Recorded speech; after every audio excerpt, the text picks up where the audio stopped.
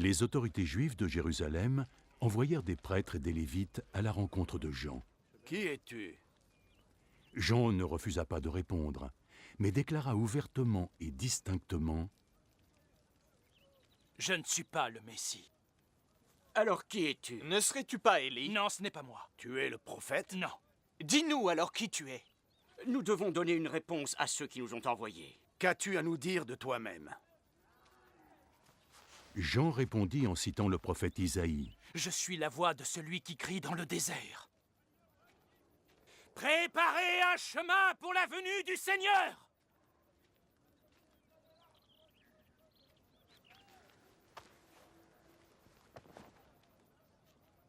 Les messagers qui avaient été envoyés par les pharisiens lui demandèrent alors: Mais alors si tu n'es pas le Messie, ni Élie, ni le prophète, pourquoi baptises-tu?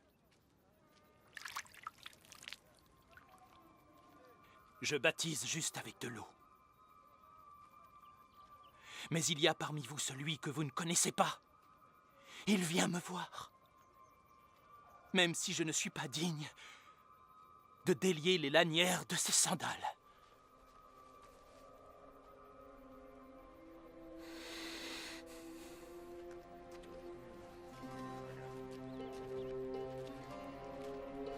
Tout cela se passait à Béthanie, sur la rive est du Jourdain, là où Jean baptisait.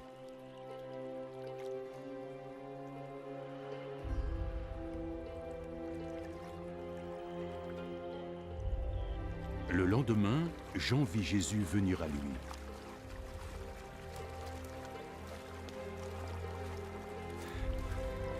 Là, voici l'agneau de Dieu qui enlève le péché du monde.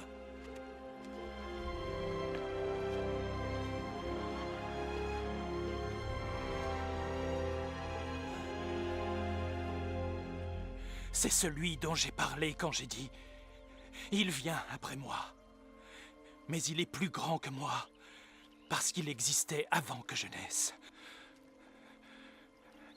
Je ne savais pas qui il serait,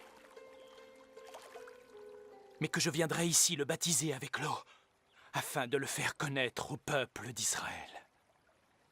Et Jean nous a livré ce témoignage.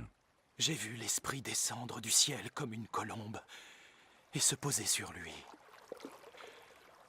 Je ne savais toujours pas que c'était lui, mais Dieu, qui m'a envoyé baptiser avec l'eau, m'avait dit: tu verras l'Esprit descendre et s'arrêter sur un homme.